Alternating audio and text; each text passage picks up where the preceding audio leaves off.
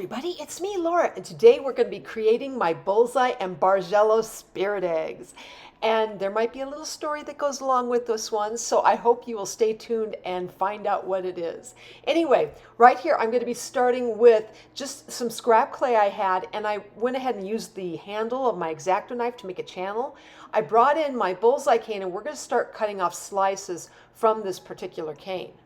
Now, once I separate the cane slice from that scrap clay I had used that I made the channel of to lay the cane down, once I have that done, we're going to take each of these pieces and we're going to run them back through my Atlas pasta machine on a number 4 setting. Then I'm going to lightly pat them down onto my eggshell. Now, the nice thing about running those bullseyes through the Atlas pasta machine is that it keeps it all the same thickness. So this is an egg that you can cover the entire thing, and yes, it's going to warp maybe a little bit because, well, let's say, you're just cutting it the way I'm cutting it. That's okay. I like to cut my slices from my canes where it's a little bit random. In other words, I'm not going to have all the same thickness, okay?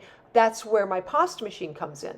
And I kind of judge it a little bit on, okay, if it's a little bit too thin, it's hard to necessarily run it back through the pasta machine, especially if it's thinner than a number 4 setting.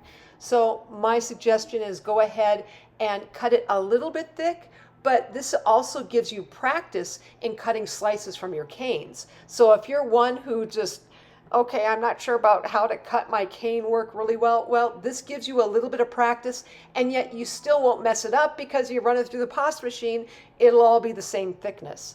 Now, this being said, I do have to say when it comes to like thicker slices, if you have a really thick slice that you've cut off from your cane, my suggestion there is to get it down to the number 4 setting where it thins it out to be that thickness. Run it through your thicker settings first, step it down one notch at a time on your pasta machine until you get to your number 4 setting. And the reason why I suggest that is because if you try to step it down like 2 or 3 notches and run a thick slice through, it might be a little bit more warped, like this big one here. Kind of got a little bit warped. And if you try and step it down more than 1 notch, sometimes it can even, I want to say, blur the actual cane image that you have. So like your bullseye here, it might blur a little bit. So keep that in mind when you go ahead and cut these slices and run it through the pasta machine. Now you'll also observe here that I'm not using any kind of glue as I'm putting this down onto the eggshell, and you really don't need it at this point. This is why I absolutely love these eggs, because I can go ahead and do a ton of these and not have to glue it at all at this point. Once you get this thing completely covered, you will have to bake it at 275 degrees or 300 if you're using Kato clay. But you will have to bake it for about 7 to 10 minutes. Once it's baked though, you will have to come back in and you'll have to go ahead and super glue these pieces in, but you do it in a very clever way here. What you're going to do is you're going to take that very ultra fine glitter and you'll put a little bit of super glue down on the little white parts where the egg is, and then just sprinkle the glitter right over the top of it. And the nice thing is that when you do this, it's going to solidify everything. So that super glue not only keeps the glitter in place, but it's also going to keep the little bullseyes, in this case, all in place as well. Now, once you are using this super glue, I know sometimes you're going to be like, okay, I got super glue on my fingers, how do I get this off? Use some nail polish remover, it works really great. Here I have a quick close-up of the design we just did, but let's go ahead and move on to the next one.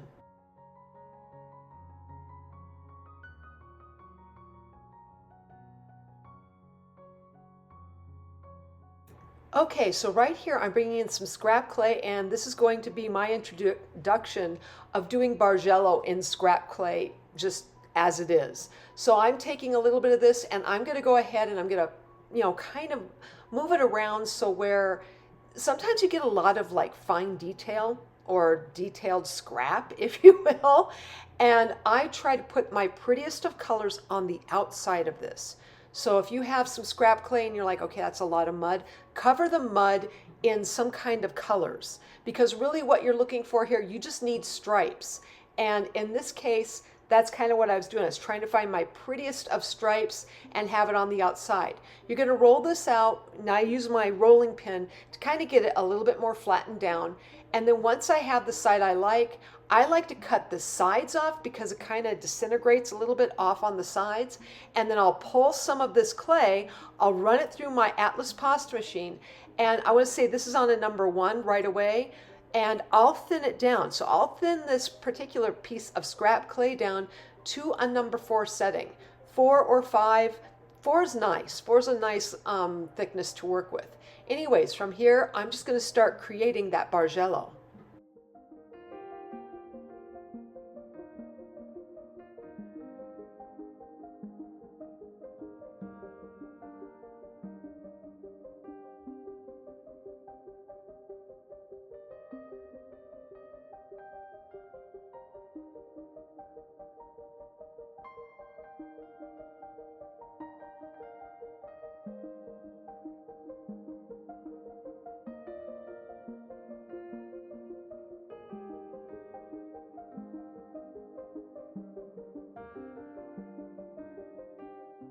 Okay, so now that I got my Bargello done, I'm going to bring in my eggs. And these have been pre-drained.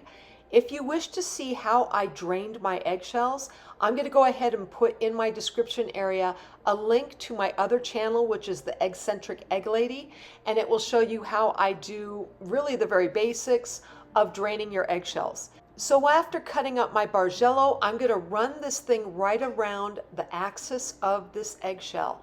And I have to say, the Bargello technique to me is made for this.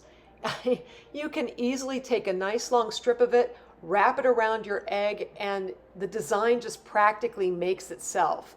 Now I'm finding the little hole where I had blown out my egg there, and I like to poke a hole in there because you need to make sure that air can get in and out of that eggshell when you go to bake this, because you know, there is a possibility, not likely, but there is a possibility that the egg itself could explode, blow up a little bit.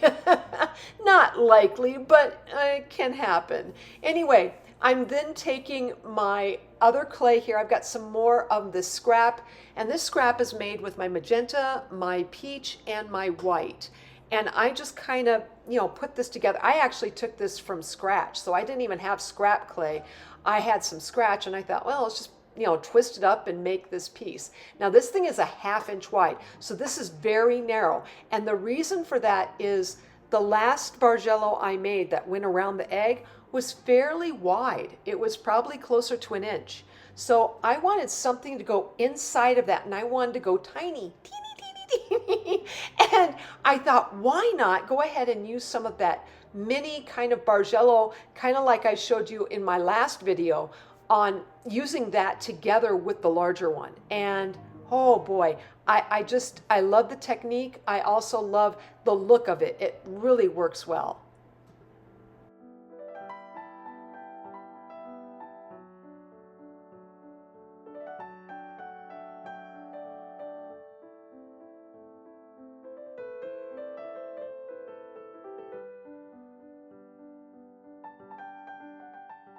So the nice thing about scrap Bargello is that you have 2 sides to play with. And what I mean here is you're going to see here I've got like 6 inches of this.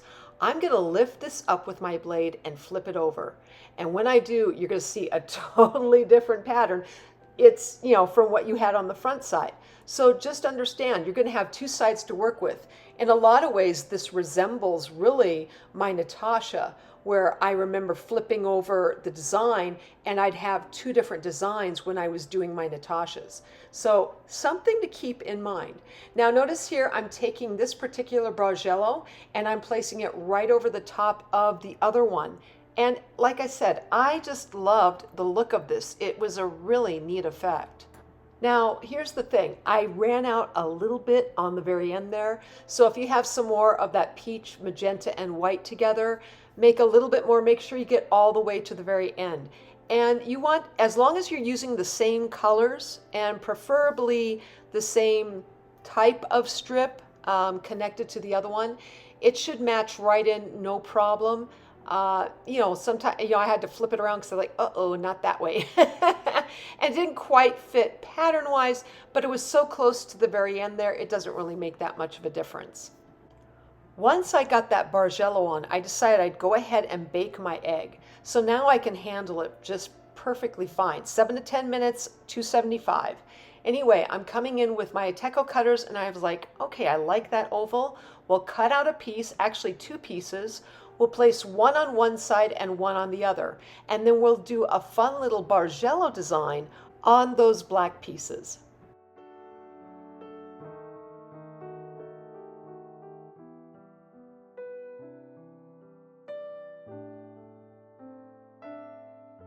Now that I've got my first black oval pretty much down, we're going to go ahead and I'm going to bring in some of that very tiny half-inch type, very detailed Bargello, if you will.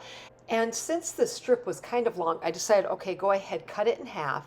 And then once I cut it in half, this is where I thought the Bargello really shined for me. I could even see jewelry with this, but it was, I take the one piece of Bargello, take my blade, and then cut down on one side. And I did show this in the last video that I had done on the metallic Bargello.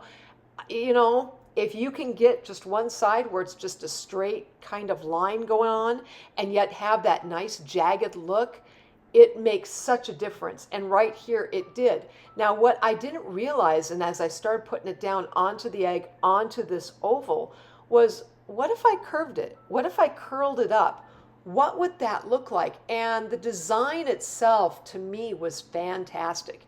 It's why I could automatically see a piece of jewelry from it. I could just see this oval as not just being on an eggshell, but maybe standalone by itself, and it could be a pendant piece or something like that, because as it curves around, oh, what a beautiful pattern, a beautiful design you can get. But now with this said, I'm going to go ahead and let you guys watch my hands talk as I complete up this second design with my Bargello.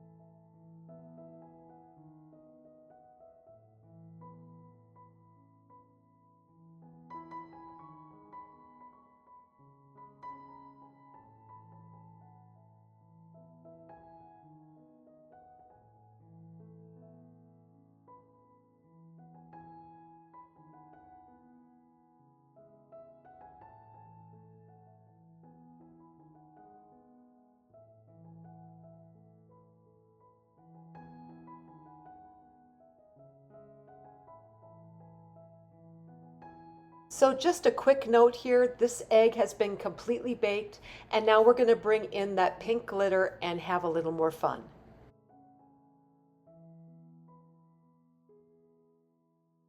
Okay, so here I have the result of creating my second design on the Bullseye and Bargello spirit eggs.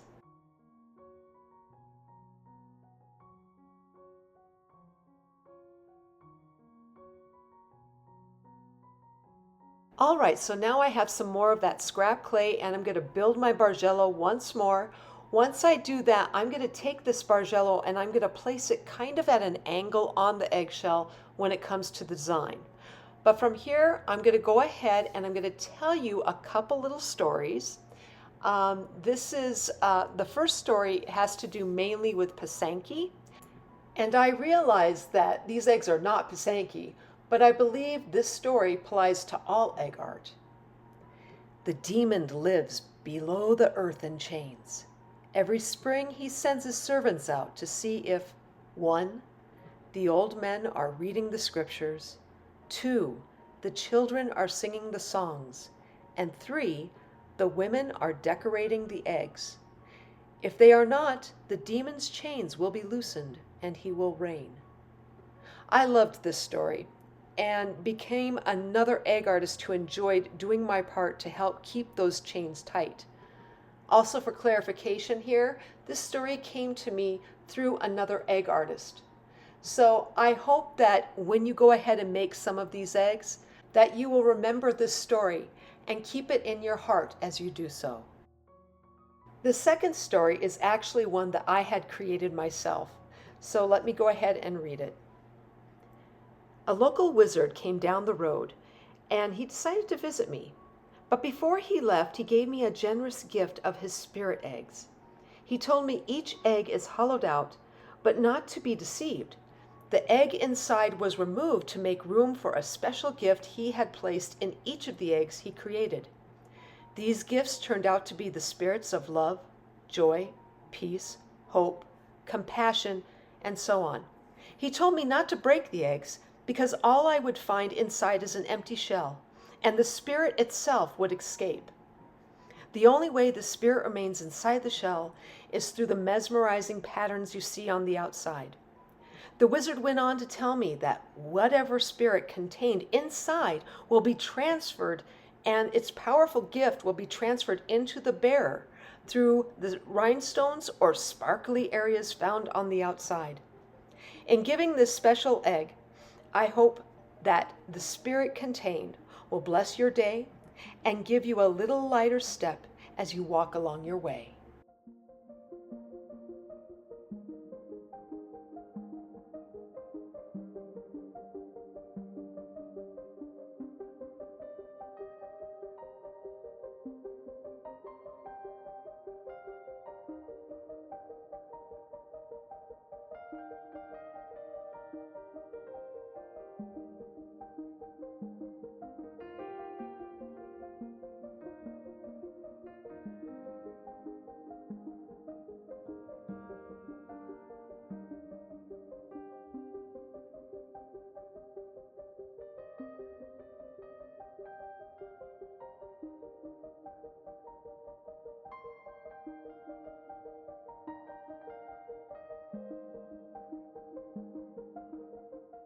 At this point, the egg might have become a little bit unwieldy to handle, so bake it.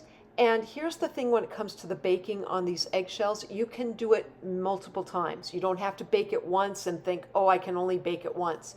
No, you can bake these eggs more than once.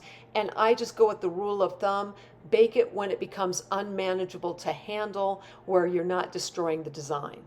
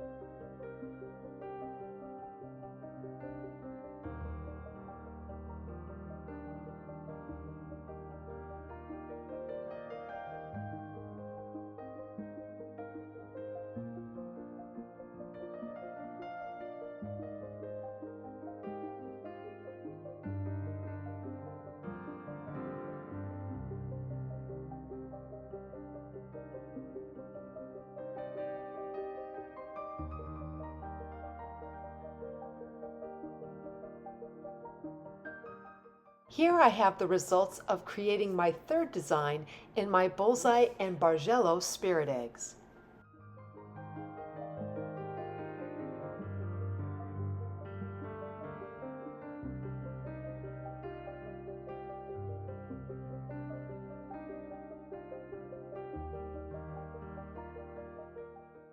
Okay, so my fourth egg design to me is probably the craziest and most built up design of all of them.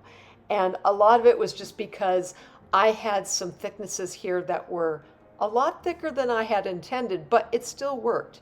And you're noticing here, this is how I had done my original pink, peach, and then I had some magenta and white kind of, even a little bit of purple in there, purple kind of striping. I folded it over and then I twisted it up again, and this helped to give me my overall, you might say, stripes. So if you were wondering how exactly I got those stripes in the first place, that's how I did it. I had pretty much laid like 4 different colors together, kind of rolled them up into one log and then twisted it and then folded it over and twisted it up again. And that's really how I got most of my stripes. Now, once I got those stripes made, I want to say this was a little larger. So this was like about an inch in width, okay, when it came to the whole long strip here that I got going on. And then I just started doing my Bargello from this. On this particular egg pattern, this little striped like piece will go around the center part of my egg. And then I'm going to build off of that with my bullseyes, and I'm going to bring in the metallic Bargello that I had done last time and use that also in this particular egg design. From here, I am going to let you guys watch my hands talk once more as I design this fourth Bullseye and Bargello spirit egg design.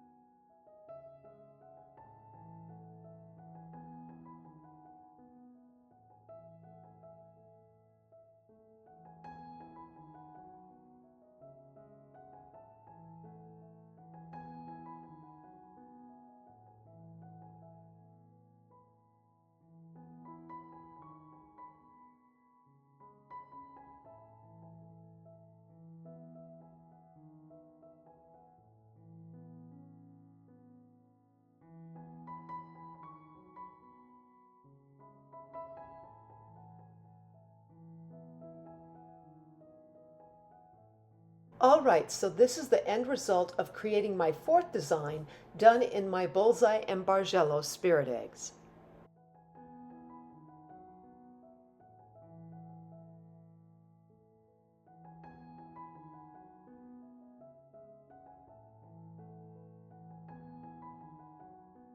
My fifth eggshell design was really, I changed it up a little bit. I was tired of the pink. I thought, okay, no more pink, no more peach. Let's go ahead and go with a different color entirely. So I went with my purple.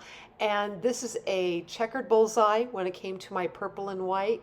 And then, of course, I used purple and white. And I think there's a little bit more gray and black in this particular Bargello here when it was done in the purple. But I thought I needed to go ahead and use it. Now, I will say I didn't stay away from the pink and the peach entirely.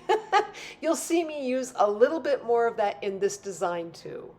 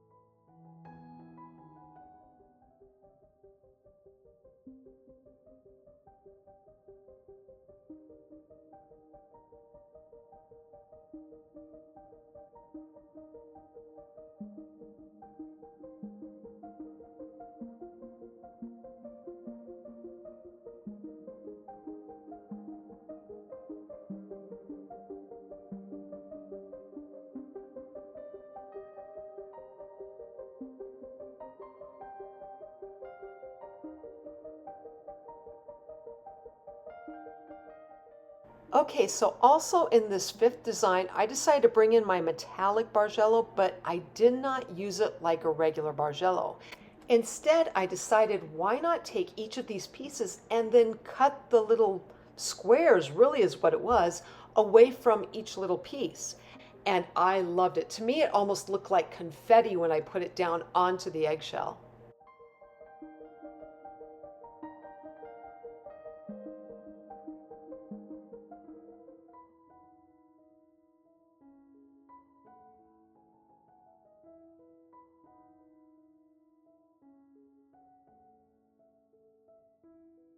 Here is the result of my fifth and final Bullseye and Bargello spirit egg.